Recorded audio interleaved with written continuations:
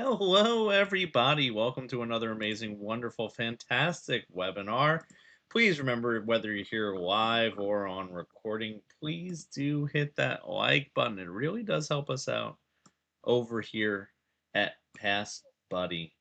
It really does. Let me know if you can hear me or see me in the chat because I want to make sure. It looks like I got a good delay going on. Yeah, we're good. We're good. I had a little bit of a delay, so I was a little hesitant. I was like, hey, are we going live? What's going on? Can you hear me? So yeah, no, I am good. All technical glitches averted.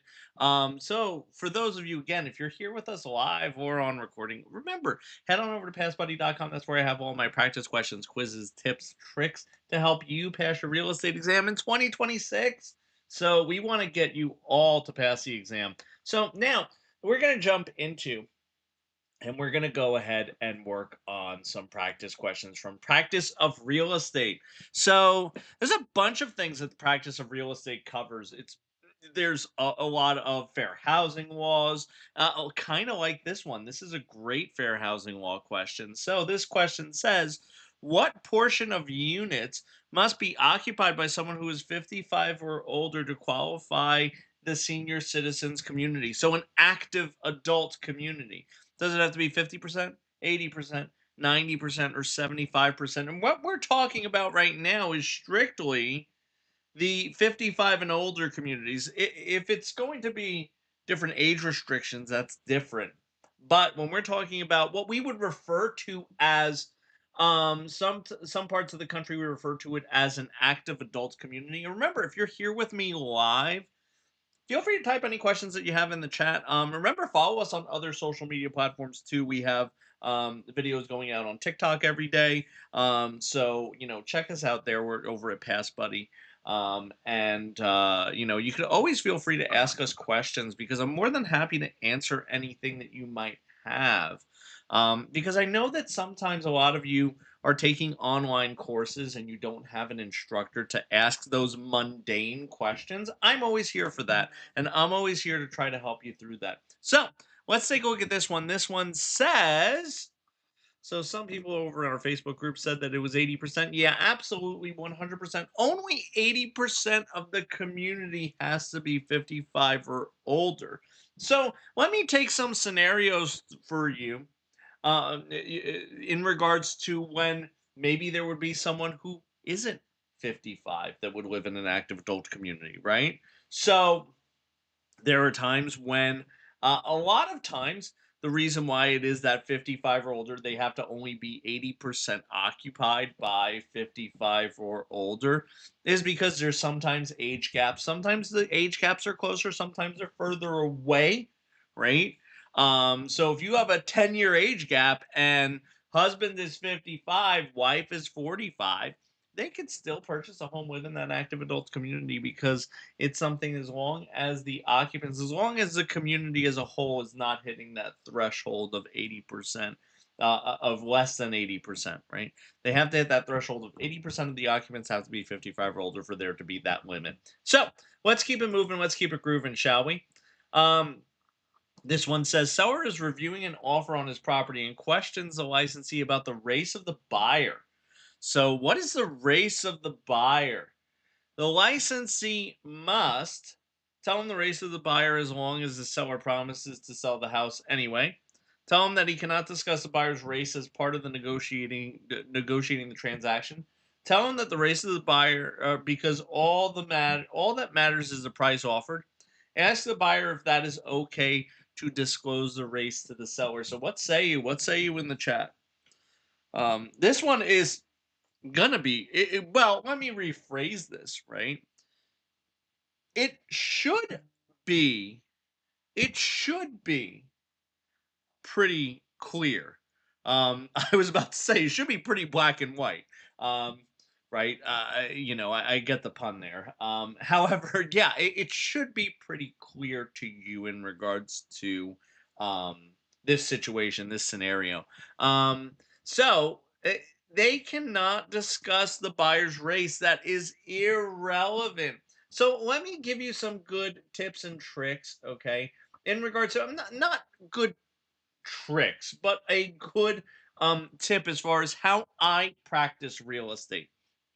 And this is how I advise all of my agents on my team to practice real estate. And that is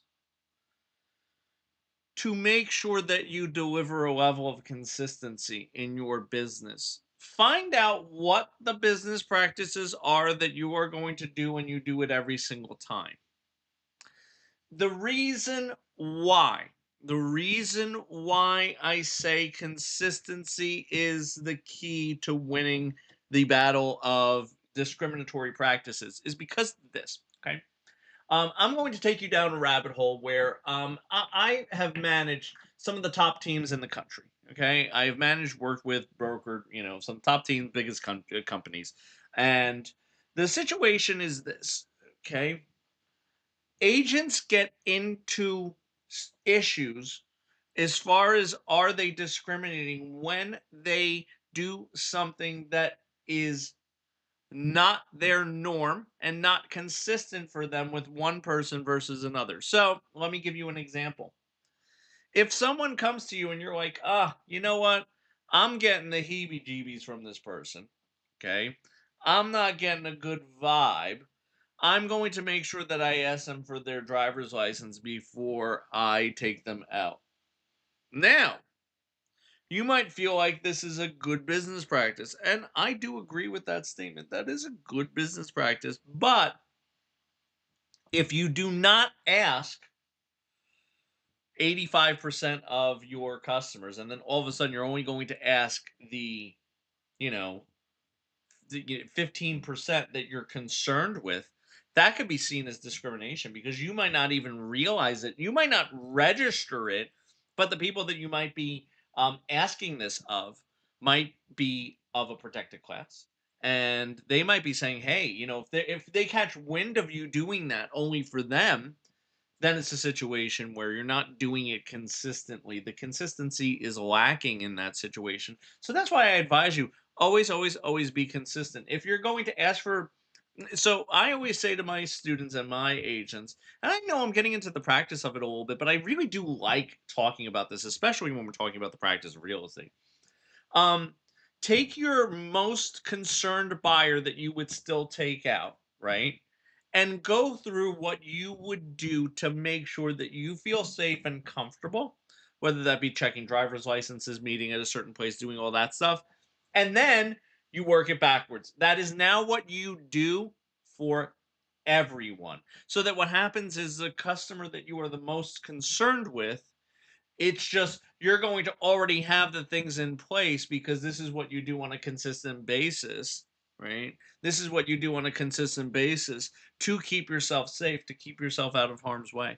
Um, so that's something that I think is really important when it comes to doing that. When it comes to basically keeping yourself safe, but also using good business practices. Oh, I think I clicked too many times. My button was a little slow. So this one says, John, a private owner who's looking to share his 3-bedroom home with a roommate, which of the following is permitted under the fair housing exemptions? He may advertise with preferences of the size of the family. He may advertise with preferences to race. He may select a tenant with preferences to nationality. Or he may employ a broker to verify race, gender, and religion. So what say you? What say you in the chat if you're here with me live? Also, again, like I said, feel free to ask any questions that you might have. I'm always willing to help you out with that. I'm always willing to, go over that stuff. And I hope you're all having a great, fantastic week. Um, Also, I wanted to mention for those of you watching either live or on recording, hey, this week is actually my birthday, so I might take Thursday and Friday off, and I'll also let you know in the um in the Facebook group. So if you aren't following, take a gander. I might take a little bit of time off for myself for the weekend, and have that. Is this federal portion of the state always, always, always national portion whenever I'm going live? Okay. That's a great question. And that's something that I always like to talk about is that this is always good for all 50 states in regards to the national portion of the exam. Always, always, always, right? So if you do have a state specific question, feel free to type it in. I might be able to answer it, but it's something that typically, generally speaking, most people have struggles with the national portion, right? That's the one that there's a bigger variety of what you have to know, as far as a bigger breadth of information that you have to know in regards to that. So that's where people usually struggle, and the state portion is usually more narrow. There's not many questions they could ask. They could kind of go in a couple different directions, but that's about it. So that's why most students usually come for the national portion. And that's what I usually I like to make sure that that that's what we cover here whenever I'm doing these. So, um, he can select a tenant with preference to nationality. Now, here's a couple of things here. So, this is what this question is actually teaching you. Okay. You can't advertise discriminatory practices. So you can't say, "Hey, I want to only have tenants that are, of a certain nationality, certain race." You can never discriminate based on race. So number one, that advertisement would be illegal, because you can't even, if you wanted to select someone because of the race, you cannot do that. But if you have a 1 to 4 unit owner occupied property and you're not employing a broker, okay? So you're not working with a broker and you're not using discriminatory advertising, you can discriminate based on the national fair housing law, right? So the civil rights, so the Fair Housing Act, right? You can discriminate based on that if it's an owner occupied 1 to 4 family unit, okay? So, and there have been several court cases. Not that you should know the specifics of the court cases, but there have been specific court cases in regards to keeping someone safe and letting them make a preference choice based on someone potentially belonging to a protected class, right? So, gender is like one of the more popular ones, typically, generally speaking. But again, nationality, they can discriminate based off of that if that's their preference and it's owner occupied. So let's take a look at the next question. This one says, how did the 1988 Fair Housing Amendment change the Fair Housing Act? So it prohibited discrimination against age and marital status, prohibited discrimination against familial status and disability, prohibited discrimination against individuals receiving public assistance, or prohibited discrimination against sexual orientation. What say you? Now, keep in mind, again, going back to talking about national versus state laws, right? You may have a state law that prohibits or doesn't allow certain things, right? Um, but according to the national, it might be allowed or it might not be. So it's a situation where, um, and I think that, the reason I mention that right now, right? The reason I'm bringing it up is because, yeah, there is a couple in here that your state laws might cover, right? Like my home state, New Jersey, they would cover discrimination against sexual orientation. But the federal law does not. So in 1988, we added familial status as a protected class, as well as disability. Also, in 1988, the amendment also made specific mention to AIDS victims. Okay, so you have to understand at the time that it was created, because it all has to do with timing, right? Timing was really, really key there. So when we're talking about the Fair Housing Act amendment in '88, they wanted to explicitly make sure, because we're just coming off of the heels of the AIDS pandemic. So they wanted to explicitly make sure that AIDS victims were included in that. That was something that was important. So that's something to definitely make sure that you keep in mind when you're answering questions like this when it comes to the practice of real estate. So, um this one says, actually, I want to skip that one because I want to go to the next one. You ready? Jessica's denied an apartment because she uses service of an animal for her anxiety. Which law is her landlord violating? Now, that's also one I want to skip for a couple reasons, because this one is the one I want to go to. Thank you. So here's the thing. Whenever you're taking tests on PassBuddy, you could jump to different questions. You could actually skip a couple if you want. Also, I advise you to skip questions on the exam. That's something that I'm really, really a big fan of. So let's look at this one. It says, which scenario would most likely qualify as reasonable accommodation under the ADA? Installing a wheelchair ramp at the tenant's expense, refusing to allow a service animal due to a no pets policy, charging extra rent for tenants with disabilities, or denying rental due to lack of accessible parking. Okay, so what say you?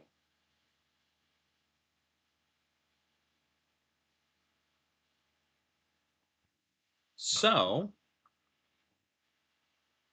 a lot of people are saying that it would be installing a wheelchair ramp at the tenant's expense. Yeah. So this is, and again, this is falling under what we would refer to as reasonable accommodations. Okay. So the ADA is the Americans with Disabilities Act. Okay. And refusing, denying, or charging extra money to individuals who, have a disability. Okay. Those would be considered discriminatory. But installing it and charging the tenant for that, if it's inside of the unit, if it's outside, that's the responsibility of the landlord. But if it's inside and there's going to be a ramp, okay, that's something that definitely would be at the tenant's expense. Now, here's the thing: you're probably saying, Stu, doesn't say if it was inside or outside. You're correct in saying that. You're correct, but process of elimination. The other three answers were not the best ones. So, that being said, what I want to do is this. I want to remind everyone, if you haven't already, head on over to passbuddy.com. It's where I have all my practice quizzes, questions, tips, tricks to help you pass your real estate exam. And everyone, I also want to say have a great rest of your day. Follow us over on other social media because I have a bunch more videos coming out today. And I'm going to see you all real soon. Have a great one, everybody.